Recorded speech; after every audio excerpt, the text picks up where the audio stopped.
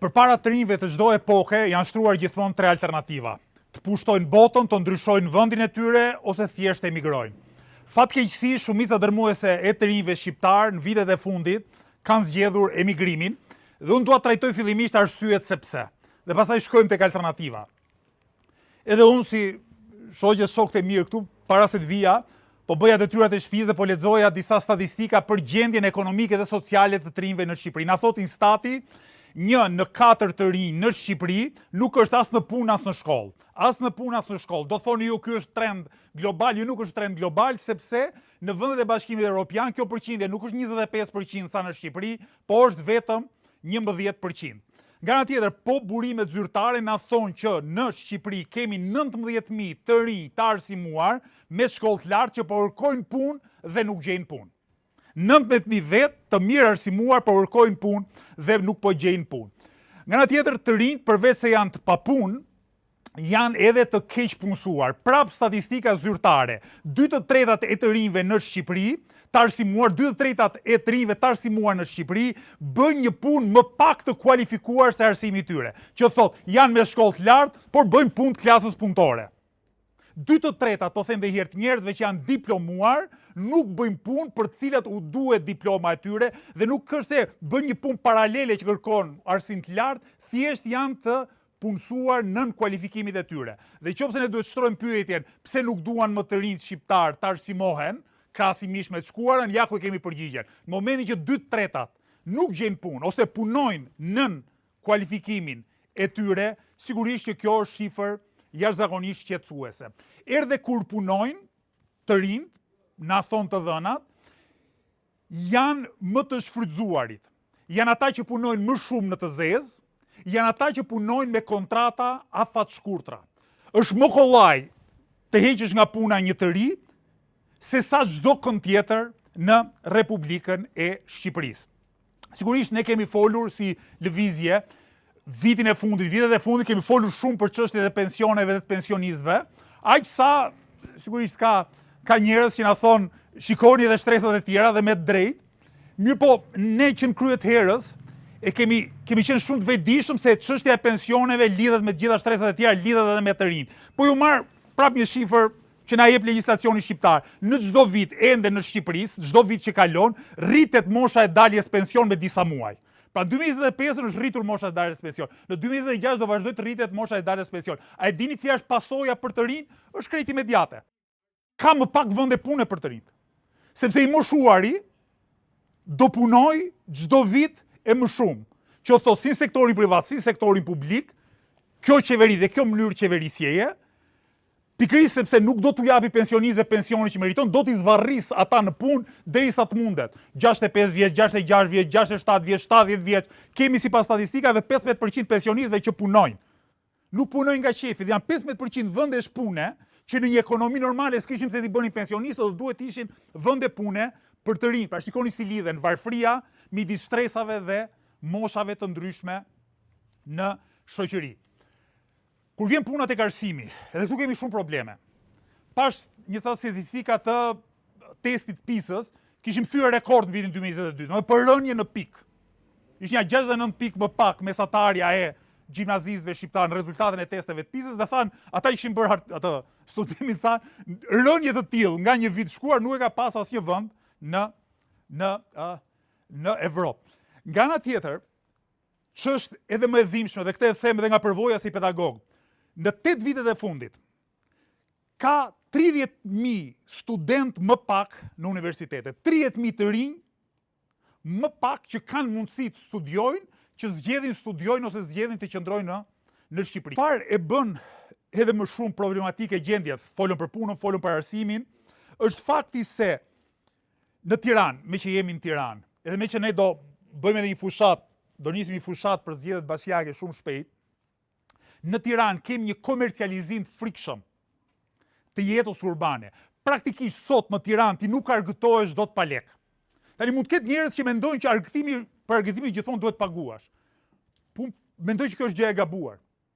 Nuk mundet një shoqëri të jetë 100% komerciale. Nuk mundet një shoqëri që çdo mënyrë shoqërizimi, çdo mënyrë argëtimi ta zgjidh nëpërmjet pagesës. Do të marr një shembull shumë thjesht. A ka mundësi ndonjëri nga ju të marrë një top e të luaj diku pa pagesë? Sigurisht jo. Në rrugë shtyp makina, në trotuar do ziesh me njerëzit, fusha sportive nuk ka, po ç'është më e keqja dhe më e rënda? Oborret e shkollave ku ka palestra, ose kosha apo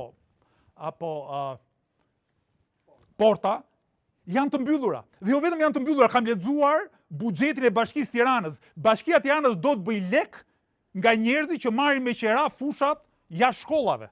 Pra që ti të luash në atë fushë e basketbollit që ka beton poshtë dhe që ka një hekur, ti duhet paguash para, sepse Bashkia Tiranës do të nxjerrë dhjam nga pleshti. Se Bashkia Tiranës nuk do të taksoj ata që janë oligarkët, njerëz ekstremisht pasur, po do të gjej të ardhura kudo dhe ju thot të rinjve rreth parë, sigurisht ata do luajnë me top, ju thot nëse ju doni të shfrytëzoni mjedisë të jashtme të shkollave, që ti edhe të duash ti shkatrosh nuk i shkatron dot. Shkosh me ikazëm te i shkolla ime, tek Osman Myterizi, edhe të duash të çash fushën e basketbollit, nuk e çan dot, nuk e çaj bën. Pra nuk e konsumon dot, nuk e shkatron dot, e prapse prap ky shtet thot që ti të argëtohesh minimalisht, ti duhet paguash para. Pra ti për çdo gjë duhet paguash para. Dhe tham, të rinjt ishin të papunë, të rinjt ishin të keq punësuar, të rinjt janë të keq paguar, dhe nga ana tjetër për çdo aktivitet, qoftë minimalisht argëtues, ata do duhet paguaj. Në qoftë se më kanë pyetur disa herë gazetarët këto kohë, po qoftë qytetarët e Tiranës do të besojnë si kryetar bashkie, cila është gjë e parë që do bësh, unë asnjëherë nuk kam dhënë përgjigje, po mendosha pak më parë thash gjë e parë që do bësh do hapo borret e shkollave. Do hapo borret e shkollave në mënyrë që komuniteti të rinë të rreth parë me një top shkollë të luajnë, me kanë bërë gjithë jetën. Te shkolla Osman Myterizi, te shkolla Ismail Qemali ku kanë bërë gjimnazin, e kanë bërë gjithë jetën dhe qoftë unë e kam bërë. Qoftë brezi im e ka bërë, pse mos e bëjnë të rinjtë e sotëm? Të rinjtë e Tiranës, po sigurisht edhe të qyteteve të tjera. Ç'është ky shtet që do të nxjerr para me çdo kusht? Pastaj kujt ja merr? Se qoftë na i merr ne, i bie që na i kthej prap ne. Pra qoftë na i merr ne parat për të luajtur me top, i bie që na i kthej, po ne nuk ka sens. Tjetër, që është dramatike, është emigrimi të rinjve. 40.000, 50.000 shqiptarë emigrojnë çdo vit dhe nuk është fare çudi që 80% e tyre janë të rinj, midis moshës 18 dhe 34 vjeç. Mosha më kreative, më produktive. Mosha ku shkencëtarët kanë bërë shpike më të mëdha. Mosha kur ti shkëlqen. 18 deri 34 vjeç ti je një makineri fizike dhe intelektuale dhe kreative. Dhe pikërisht këto moshë ku njeriu punon më mirë, vepron më mirë, krijon më bukur, e shpik më shumë, institucionet tona funde kryet korruptuara i shtyn të rinjt shqiptar, 8% ati 50.000 vjeçit, të ikin nga syt këmbët. Dhe kur bëhen dhe pyetësor pastaj, shumë nga ata që ikin thonë, ikin për të mos u kthyer më, që është ikja më e rëndë. Pra nuk është ikje po shkoj të studioj 2-3 vjet, ose po shkoj të kem një përvojë jete, po shkoj të punoj, se pastaj mbase kthehem në Shqipëri. Jo, një pjesë e atyre që ikin kur i pyesin, thonë, ikim dhe nuk duam të kthehemi më pas. Dhe kur e pyesin pastaj pse ikin, sigurisht do të japin përgjigje. Korrupsioni, keq zhvillimi ekonomik, mungesa e shërbimeve publike, të gjitha këto. Ç'është më e keqja? Ti sot, kur je i ri, sidomos kur je çift i ri, për shkak të papërballueshmërisë së strehimit. A e dini sa përqind të ardhurave duhet shkojnë për strehim sipas shtetit shqiptar, sipas ligjit për strehimin social? E dini si është objektivi shtetëror në Shqipëri? Është që një njeri ose një familje mos paguaj më shumë se 25% të ardhurave të veta për të përballuar strehimin, pra për qira ose për kredi, qofse e ka marrë, e ka blerë shtëpinë. Ndërkohë që familjet shqiptare sot, e përmtepër familjet e reja, që paguhen dhe më pak, ose të rinj që jetojnë me njëri tjetrin, me qera, paguajnë 40, 50 apo 60% të ardhurave të tyre për qiran edhe për të banuar. Dhe për këto arsye, Shqipëria ka një problem shumë të madh, që është rënja e lindshmërisë. 1.2 fëmijë për grua, një nga standardet më të ulta të botës, po edhe të Evropës. 1.9 ka Bashkimi Evropian.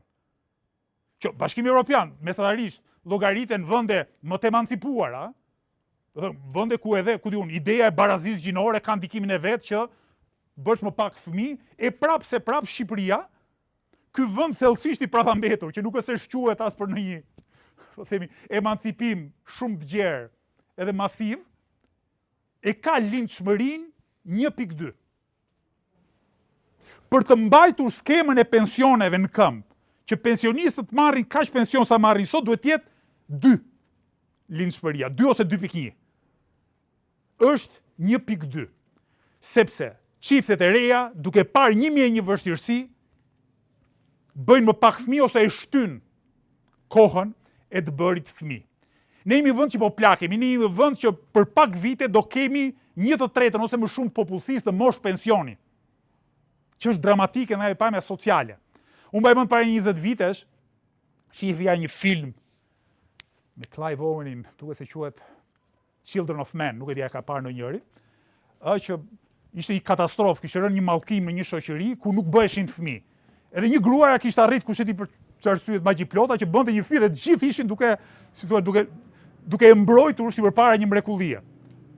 Sigurisht, filmi na tregon diçka, na tregon krizën sociale.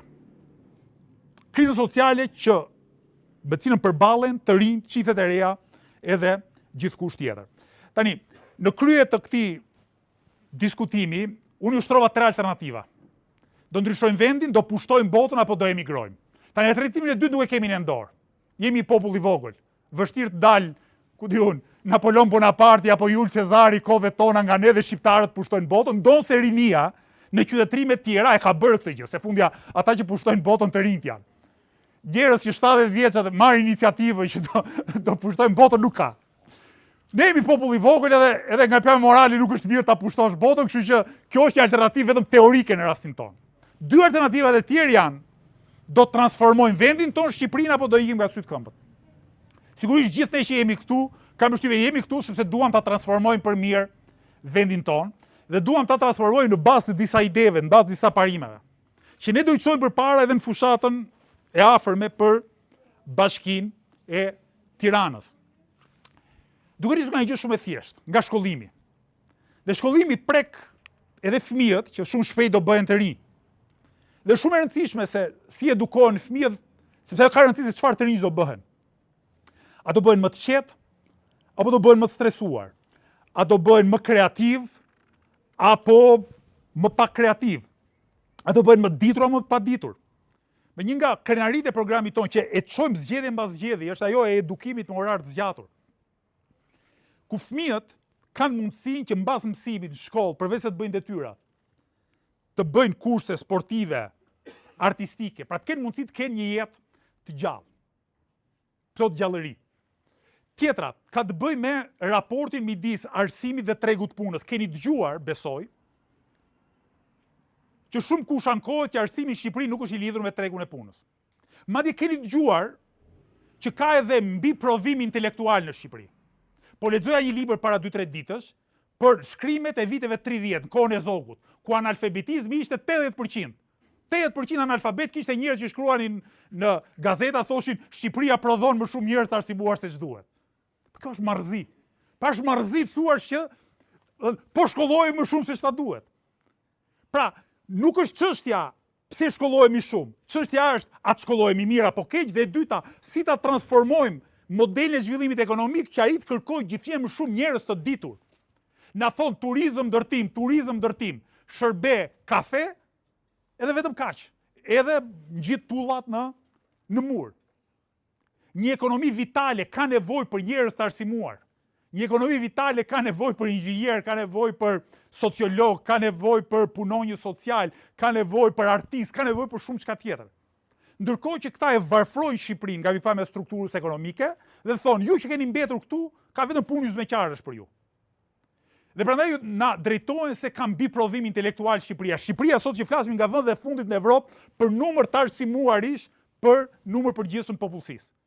Prandaj u bëra paralelen me 100 vjet më parë, edhe 100 vjet më parë. 80% analfabet dilnin këta trimat e gazetave dhe thoshin si shumë pa arsimojmë, ja se s'kemi ku i fusim këta njerëz. Jo, problemi është prapambetia ekonomike. Problemi është struktura e punësimit. Problemi është fakti që ata që kanë kapital për të investuar nuk gjejnë nxitje që të investojnë në sektor ku vihet puna, kreativiteti në punë.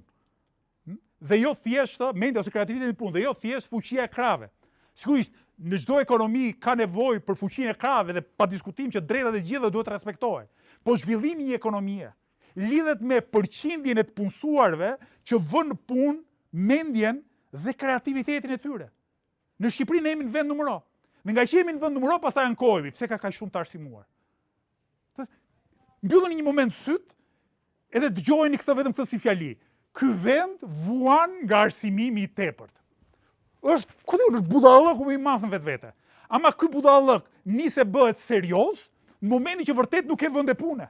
Sepse 2/3, siç ju thash pak më herët, të atyre që janë diplomuar punojnë në një punë për të cilët nuk i duhet diploma. S'kishin nevojë fare ta merrin diplomën. Për të punuar në call center s'ke nevojë për diplomë. Mjafton dish anglisht nga YouTube ose italisht nga televizori. Po nëse perspektiva e shumicës të rinjve është të punojnë në call center, patjetër që do dali dikush do thotë kot shkonim në shkollë. Jo, që zgjidhja nuk është kot shkonim në shkollë. Zgjidhja është të japim kuptim shkollës, ta lidhim ekonominë me shkollën. Jo vetëm shkollën me ekonominë, po edhe ekonominë me shkollën. A ka forca politike që kanë këtë vizion? Sigurisht, po të shkoni jashtë lëvizjes bashkë, kretir do gjeni. Nuk do gjeni kur të diskutuara këto çështje. Tjetër për sa i përket punësimit të rinjve. A është utopi të thuash dhe ta bësh që kushdo që do të punësohet në administratën publike, do të punësohet në bazë të meritës dhe do ta mbaj vende punës ose do avancojnë karrierë në bazë të aftësive edhe të korrektesës në bërjen e punës? A është utopi kjo? A jemi dënuar ne që të kemi vetëm lidhje nepotike, klienteliste, korruptive? A jemi dënuar nga forcat e mbinatyrshme që të blejnë vendin e punës? Që të këmbejnë vendin e punës me votat e kushërinjve? Po si ka mundësi që këtu si te ne askund? Se më kujtua emri një filmi italian që thoshte come te nessuno mai, po si ti askush, pa e kishte në kuptimin romantik të fjalës, por nuk e kam përke. Po këtu si te ne, janë ca fenomene që këtu si te ne, zorë se i gjenë në vendet tjera të Evropës. Duke fut Ballkani, do të thënë, këtë lidhje që kaq vota për vend pune, ti blen vendin e punës. Sa njerëz keni dëgjuar ju që thonë bleva vend e punës, ose njoh një kushëria, një shok që ka bler vendin e punës. Çmenduri. Çmenduri. Dhe e bukur është që ata që e kanë bërë këtë praktik, kanë filluar ta legjitimojnë si gjëja më normale në botë. Po kështu është, edhe kështu do e bëni, thotë. Jo, i them, s'do e bëjmë kështu. Jo se gënjen. Po ko e diti si gënjen? Isha i ditë po sillte shoferi një televizioni në shtëpi mbas një interviste, edhe ishte i bindur, tha. Shko vlla, tha, edhe ti do bëhesh ministër, tha, do fillosh vjedhë si ata. Jo, i thashë, po dëgjoj mua, më thoshte ai. E po i thashë, dëgjoj ti mua se po flasim. Po flasim për mua, e kupton, ma lejo një minimum e përsie në këtë argument. Jo, ky ishte klas punëtore, njëri thjesht, ama ishte cimentuar ideja në kokë që këtu po hyre pushtet, je vetëm për të vjedhur. Edhe fjalët e bukura i ke vetëm infrastrukturë për të arritur më parë tek vjedhja. Dhe kjo është disfata kulturore që ne kemi pësuar si shoqëri, nga ata që na kanë vjedhur dhe na kanë mbushur mendje që jemi si ata. Pra na kanë mbushur mendje që jemi një lloj, thjesht ka hajdut me fat që na vjedhin dhe hajdut pa fat që vjedhen. Po jo, nuk është ashtu. Nuk është ashtu, dalësh rrugë gjen plot njerëz të mbar. Dhe unë besoj që nëpërmjet shembullit mund bëhen edhe shumë më tepër njerëz të tjerë të mbar. Ka vend bie fjala. Se shoh që, ku diun, janë ka vështirësi në degët ku të rinj studiojnë për mësuesi. Pse? Se kushtet e punës mësuesit janë të këqija, se pagat e mësuesve janë të këqija. Mësuesi duhet ishte një nga aspiratat më të mëdha të një triu për të bërë mësues. Ti Klodja ja bëri sik batut besin fillim që do jesh i mirë për mësuesit e rësia dhe e kishe kështu si e kisha me ironi. E me ironi, domethënë. Ndërkohë duhet jetë kundërta. Domethënë, ne sot në Shqipëri kemi në Tiranë, pavarësisht se mund të flisë edhe për Shqipërinë, po fokusohem te Tirana. Në Tiranë sot ka nevojë për më shumë mësues, ka nevojë për më shumë edukator, çerdhe dhe kopshtesh. Ka nevoja. Sa kohë ka shkolla me turne, do thotë ta mungoj shkolla, ta mungoj mësuesit. Sa shkolla mbaron 11:30, nuk ka programe pas shkollore, tregon që na mungojnë mësues që duhet punësoheshin. Dhe jo, nuk punësojnë mësues, nuk punësojnë edukatore, nuk punësojnë punonjë social, psikolog, jo ndihmonin të rinjt, fëmijët. Çfarë punësojnë? Parazit zyrash. Parazit zyrash. Postoni një gjë në rrjetet sociale me emrin patronazhist, do jetë tamam kështu si karrem, do ndlidhen 50 patronazhist, do të komentojnë aty brenda. Janë njerëz që nuk din ku e kanë vendin e punës. Janë njerëz që i kanë vendin e punës dhe marrin rrogën nga ujësjellsi, e marrin rrogën nga, ku diun, enti i shpërndarjes energjisë, OSHE-ja, dhe përbes nuk din ku e kanë vendin e punës. Di ku është bankomati, din ku është institucioni formal që ju jep rrogën, por nuk kanë shkuar një ditë në punë. Qofse ju duhet shkojnë në punë, shkojnë te selia e Partisë Socialiste edhe marrin detyrën e tyre si patronazhist. Dhe unë shtroj pyetjen. Po sikur të ishtin patronazhist dhe të fusin më shumë mësues në punë, fusin më shumë edukatore në punë, më shumë punonjë social, më shumë psikolog. Ata nuk bëjnë patronazhista, e dini pse? Se pavarësisht presionit bëjnë një punë produktive. Një mësues i mirë, po i erdhi dikush ti bëj presion, ka shumë më tepër fuqi ti thot rri aty sepse unë jam zoti ose zonja e punës time. Sepse qofse ti më bën diçka mua, janë 30 familje që të hidhen ty në fyt. Qofse dikush do të heq nga puna, mësuesen e fëmijëve të mi, unë i pari do shkoj me ti me shoqe, ti vëm duart në fyt, sepse është mësues i mirë. Dhe kjo i jep autoritet asaj, kjo i jep edhe një lloj pavarësie. Ama qofse do ishte thjesht patronazhist zyrash, sikur që këta janë lehtësisht të sakrifikueshëm.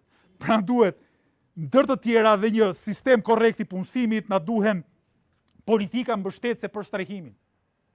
Strehimi duhet jetë më i lirë, duhet luftuar pastrimi i parave, duhet luftuar spekulimi imobiliar, duhet vënë taksa në mënyrë që ata që kanë shtëpi të shumta, t'i fusin treg, t'i japin me qera, t'i shesin. Dhe kjo do të ulte çmimin e apartamenteve. Na duhen pastaj një infrastrukturë tërë kulturore që t'i afrojmë të rinjt me argëtimin që s'ka nevojë të paguash, me kulturimin, t'i afrojmë me librin, t'i nxis të rinjt të lexojnë. Tirana nuk ka një bibliotekë qytetit. Tirana nuk ka muze kombëtar, është rikonstruksion 2028-2029 do hapet. Në rastin më të mirë. 28 thot po. Zakonisht kalojnë afatet. Nuk ka galerin kombëtare më. Bibliotekat e lagjeve janë jashtëzakonisht varfra. Nuk ka nxitje që të rinjt, fëmijët, adoleshentët të lexojnë. Dhe sot do na duheshin nxitje shumë më të mëdha se në kohën time lexoje se s'kishe ç'bëje. Ua them ndershmërisht, kur unë isha 14-15 vjeç, mbaj mend po lexoja, gjeta nga librat e Timeti, librin Ringjallja Tolstojit, ishte vërtet shumë i mundimshëm. Shumë i mundimshëm ta lexoje, por praktikisht nuk kisha çfarë të bëja, domethënë. Çdo bëja 4-5 orë në treg në shtëpi. Programet televizive ishin shumë të varfra, o do shifje murin, o do ziheshe me vaj, o do lexoje. Në rregull? Po sot që ti ke 1001 ngacmime që mund të heqin nga kultura, nga libri, sot shteti duhet të ishte shumë aktiv në promovimin e leximit, e lexuesit. Unë po fantazoja sikur të kishte një CV ku nxënësi që prezanton një libër në shkollë të marrë një plus aty, edhe nesër kur të shkoj kërkoj punë gjetiu, kjo t'i shërbej si thuash si një mënyrë për treguar që unë e meritoj më shumë se dikush tjetër. Pa mund gjejmë mënyra për të nxitur leximin, kulturën, argëtimin, mendimin kritik. Dhe mbi të gjitha të kemi mundësinë ta bëjmë qytetin ton Tiranën të jetueshme dhe pastaj të gjithë Shqipërinë. Më falni se e zgjata, po i ka mosha këto gjëra.